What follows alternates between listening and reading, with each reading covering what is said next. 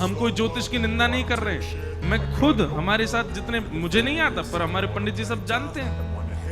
मुझसे कोई कहे ज्यादा नहीं, मैंने कहा भाई देखो ये सब उल्टे सीधे कामों के लिए नहीं पूछो। हाँ, घर में कोई बालक है उसके लिए पूछवा लो, विवाह का कोई संबंध का कार्य उसके लिए करवा लो, पूछ लो अपना सब कुछ। पर खाली पीली बैठे कुछ नहीं है तो बस हमारे जी हाथी दिखवा दो, हमारा ऐसे कहीं नहीं दिखवा दो।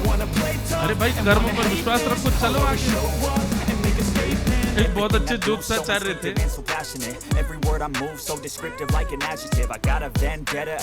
लगभग 12 वर्ष पुरानी बात है। हम कथा तो 9 साल से कर रहे हैं। इससे पहले स्कूल में पढ़ता था, 11th 12th में होऊंगा, नहीं 9th में था, 9th या 10th में था। तो हम ऐसे बैठ गए, मैंने कहा हमारे जी बताओ क्या होगा जीवन में आगे। तो मुझको बोलते हैं तुम जीवन में कथाकार तो नहीं बनोगे, और अगर तुम व्यासपीठ पर बैठे तो मैं अपना ज्योतिष छोड़ दूंगा। 9 साल से ढूंढ रहा हूं, मुझे मिल नहीं रहे।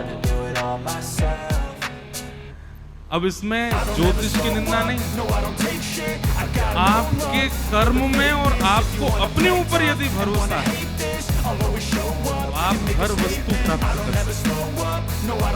अपने ऊपर विश्वास रखो, ठाकुर जी के ऊपर विश्वास रखो, बढ़ते चलो, करते चलो, कर लोगे जो चाहो।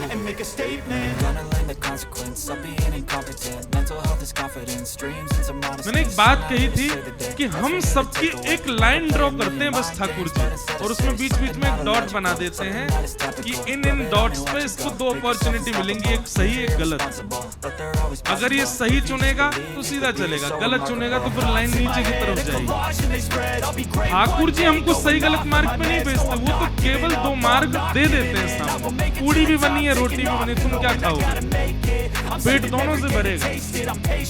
रोटी खाओगे अच्छा है, पूड़ी खाओगे तो ऑयली है, हमारा तबीयत खराब हो सकती है, लेकिन हमारा आकर्षण है पूड़ी की तरफ, खा लेते हैं और उसके बाद फिर बीमारी आने लगती है अंदर।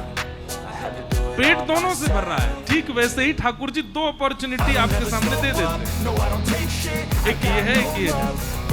आपको लगता है एक पे जाने से फायदा ज्यादा है, एक पे जाने से फायदा कम है, पर भार कम रहेगा, और आप उस मार्ग को चुन लेते हो वो सही होता है, तो उससे फिर आगे बढ़िया रहता है। अब एक और बात, सही और गलत मार्ग की पहचान कैसे, ये भी सत्संग सिखाता है। विवेक बुद्धि आना, सही गलत का अनुभव होना। सत्संगी व्यक्ति जो नहीं होता है ना, जो सत्संग नहीं, उसके पास विवेक नहीं होता। सही गलत में वो गलत को ही चुनता है अधिकतर, पर विवेकी व्यक्ति सत्संग जब करने लग जाता है ना, मैं कहा करता हूं सत्संग करने से आप कोई साधु महात्मा नहीं बन जाओगे, सत्संग करने से आप विवेकी बनोगे। आप कथा सुनते सुनते आपके पास विवेक ऐसा जन्म लेगा, आपको तुरंत पता चलेगा कि क्या उचित क्या गलत। वो विवेक बुद्धि मिलती है, और उसी से ही फिर आपका आगे का जीवन निर्मित होता चला जाता है।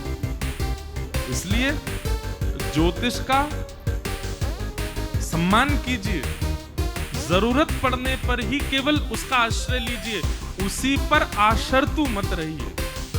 अगर आप ज्योतिष पर आशर्तु रहते हैं तो आप बहमी हो, आप उसका आश्रय बस अपने कुछ उपयोगों के लिए। रक्षाबंधन है, सब लोग अपने अपने घर पर बढ़िया प्रेम से रक्षाबंधन, रक्षा सूत्र। आपको पता रक्षाबंधन क्यों मनाते हैं हम लोग? भगवान बामन बनकर के जब बलि के यहाँ गए तो 3 पग जमीन का वरदान मांगा, और 3 पग जमीन का वरदान देते ही भगवान विराट हो गए। 2 पग से तीनों लोक नाप लिए ठाकुर जी ने। तीसरा पग देने के लिए बलि के पास कुछ नहीं बचा, तो बलि ने अपना सिर आगे किया कि तीसरा पग यहां रखो। तो ठाकुर जी इतने प्रसन्न हो गए बलि से, बोले वरदान मांगो, क्या चाहिए? तो बलि ने माना जो मांगूंगा सो दोगे? बोले हाँ देंगे। बोले मैं जब जब अपने महल में अंदर जाऊं और जब जब महल से बाहर आऊं तब तब आप मुझको दिखो प्रत्यक्ष। भगवान बोले इनडायरेक्ट वे में बोल रहे हो, सीधे सीधे बोल दो कि द्वारपाल बन जाओ मेरे। अब तुम महल में कब जाओगे कब आओगे मुझे क्या पता, कोई द्वारपाल खड़ा रहे उसी को पता रहता कब आ जा रहे हो। बलि बोला यही समझ लीजिए। तो भगवान द्वारपाल बन गए बलि के। अब जब बलि के द्वारपाल ठाकुर जी बने, लक्ष्मी जी को बहुत विरह हो गया। ठाकुर जी आ ही नहीं रहे, बलि के यहाँ पर द्वारपाल बन के खड़े हैं। लक्ष्मी जी ने आकर के भगवान से कहा चलो, बोले मैं नहीं जा सकता, अहम भक्त पराधीन। स्पष्ट शब्द है भागवत में, ठाकुर जी कह रहे हैं पूरा विश्व मेरे पर अधीन है, पर मैं अपने भक्त के अधीन हूं, मैं कुछ नहीं कर सकता यदि भक्त को मैंने वचन दे दिया तो। लक्ष्मी जी बोली आप वैकुंठ नहीं चलोगे? बोले नहीं चलेंगे, जब तक बलि नहीं कहेगा तब तक नहीं जा सकते। बलि नहीं कहेगा तब तक नहीं जा सकते। लक्ष्मी जी भीतर गए, राजा बलि के पास पहुंची तो बलि ने कहा आइए क्या सेवा करूं? तब लक्ष्मी जी बोली कि मेरे कोई भाई नहीं है और मैंने जब से आपको देखा है तब से आपको ही अपना भाई स्वरूप माना है। बलि बड़ा प्रसन्न हुआ, बोले आप भाई मानती हैं तो बहुत अच्छी बात है। लक्ष्मी जी बोली लेकिन ये संबंध हमेशा के लिए हो जाए, इसके लिए कुछ क्रिया होनी चाहिए। तो बोले क्या? बोले मेरी रक्षा की जिम्मेवारी आप लो, आपकी रक्षा की जिम्मेवारी मैं लूं, दोनों बहन भाई की रक्षा की जिम्मेवारी बहन भाई ले में, तब मानेंगे कि संबंध हमारा सुदृढ़ होगा। बलि ने कहा बहुत अच्छी बात है, कैसे करेंगे?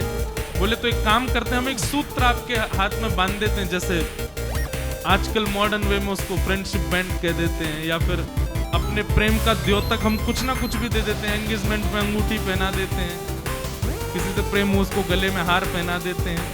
ऐसे ही अपने प्रेम के लिए हम कुछ भी अर्पित करते हैं। लक्ष्मी जी ने कहा कि मैं एक सूत्र पहना दूं आपको, ताकि जब जब उस सूत्र को देखो तो मेरी याद आए कि हाँ मेरी बहन है, मुझे उसकी रक्षा करनी है।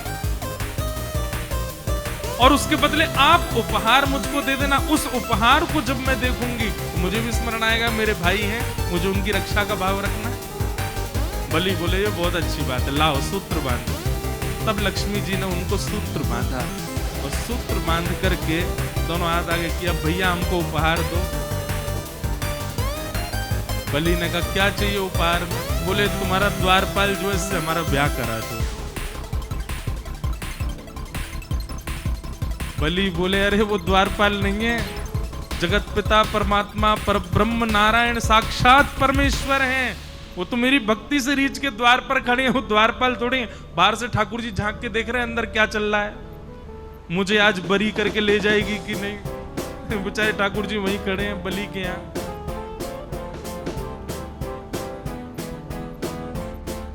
लक्ष्मी जी बोली भैया अब वही मांगा है तो वही चाहिए मुझे, आप मेरा ब्याह। अरे संभव ही नहीं है, उनका ब्याह केवल पराम्बा जगदम्बा लक्ष्मी से होता है, वो और किसी का वर्ण नहीं करते।